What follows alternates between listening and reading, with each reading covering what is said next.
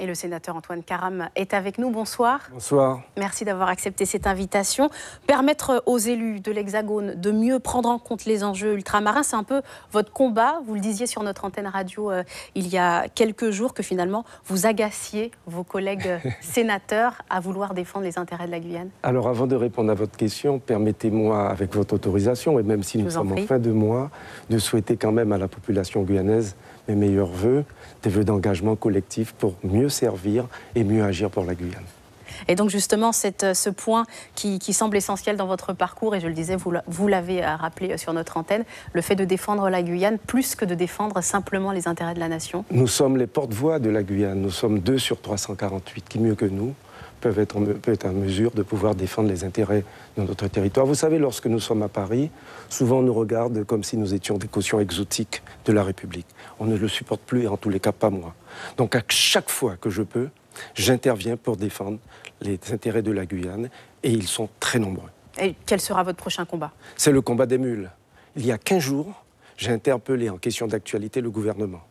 Il faut que ça s'arrête. Pour moi, cette question des mules n'est pas une fatalité.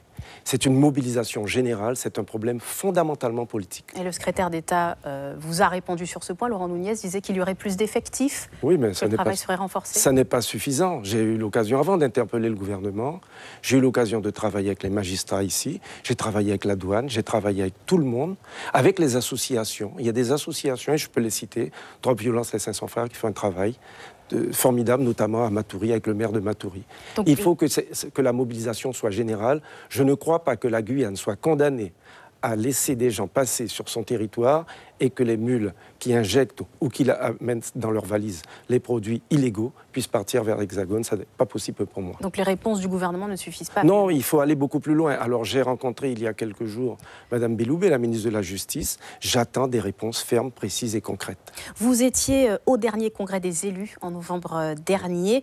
Des résolutions ont été remontées au Premier ministre. À votre connaissance, est-ce que les choses avancent? Alors les choses avancent. Il faut être objectif, sauf que nous voulons aller encore beaucoup plus vite. Je vous rappelle que les accords de Guyane, il y avait 30 points actés, 1,9 milliard qui avait été engagé, mais 2 milliards sur le plan additionnel. Il faut continuer à construire des écoles primaires, il faut construire des écoles secondaires, même si nous avons eu des moyens complémentaires et supplémentaires, on est très loin du compte. Je vous rappelle que la Guyane avait 100 000 habitants. Il y a 20 ans, nous sommes 300 000 et nous serons 500 000 dans moins. Il faut anticiper. Et il faut dire que le climat, en plus social national, est particulièrement tendu. Je veux évidemment faire référence aux Gilets jaunes, au grand débat national. Est-ce que finalement, il est propice, ce climat, à une meilleure écoute des besoins des Guyanais? Eh bien, c'est nous qui devons nous mobiliser collectivement, ensemble, pour nous faire entendre. Nous avons anticipé sur les mouvements sociaux au niveau hexagonal, puisque l'année dernière, nous avons eu un mouvement social qui a duré 2 ans. Nous sommes dans la phase de co-construction avec l'État, avec le gouvernement.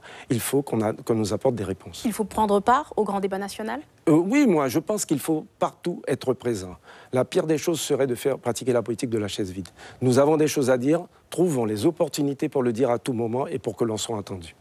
Loi Guyane, autonomie, indépendance, le processus, on le sait, prendra de toute façon du temps. Je fais évidemment référence à tout ce processus engagé lors du congrès des élus. Pour vous, où se situe la priorité dans cette affaire? Mais la priorité, c'est le respect des accords de Guyane. C'est le congrès qui a pris des décisions. Moi, je suis un autonomiste convaincu, donc je vais plaider la cause de l'autonomie. Mais je ne suis pas non plus fermé à la loi Guyane. Il peut y avoir une complémentarité. Qu'est-ce qui sera plus efficace, finalement? Les deux seront efficaces.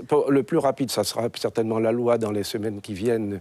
Mais dans la foulée, il faut aller vers un changement de statut pour la Guyane. Et comment est-ce que les choses se mettront en place? D'abord la CTG. Vous avez interrogé la CTG. Il y a un comité qui s'est mis en place. Nous attendons d'être conviés. Nous allons travailler sereinement pour que nous puissions faire passer les messages et que nous puissions aller au bout du processus. Et vous êtes confiant? Moi, je suis toujours confiant. Ça fait 40 ans que je suis confiant. Donc, je continuerai à l'être. Merci beaucoup. Voilà. Merci Antoine Karam d'avoir été avec nous ce soir. Suivez l'info sur Guyana Première, télé, radio et Internet.